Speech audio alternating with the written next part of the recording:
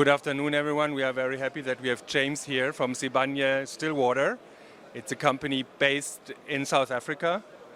James, can you tell me a little bit about the company?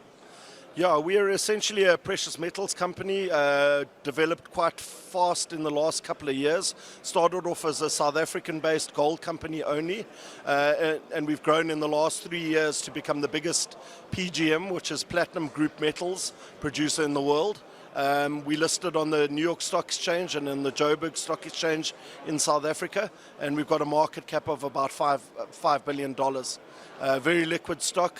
And now with the international base, we've acquired a PGM business in North America, in Montana.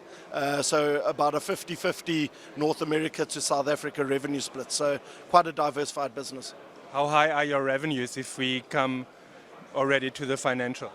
So the revenues are growing at the moment because we've had a substantial increase in spot prices in palladium and rhodium particularly, but then also gold has been increasing.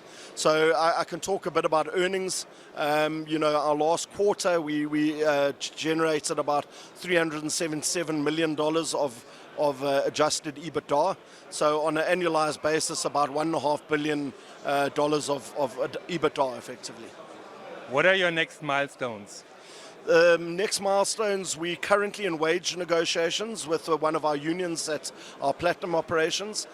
We did have a strike at our gold operations earlier this year, which significantly impacted on the financial performance, but we believe we're coming to a mutual agreement in the PGM wage negotiations, and I think that's going to be a very positive catalyst.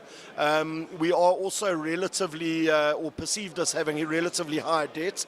We're sitting on a net debt to EBITDA of about 1.7 times, but we expect to be down to under 1 times by the middle of next year, at which point we'll probably resume dividend payments. Historically, we were a leading dividend payer in the industry with a yield of about 5% over a 6-year period, so we'd like to get back to that position. So what would you tell a potential investor? Why should he invest in your company? So I think we're a very exciting company. As I said, we're now the biggest PGM producer in the world. We've got quite a good track record of operating difficult assets that others have not been able to successfully run. We've also built a lot of value by buying assets at the bottom of the cycle, and we're now in a very strong position to benefit from higher precious metals prices. And then obviously on a performance basis, the troubles that I spoke to you about earlier, the operational issues being the strike, have held us back.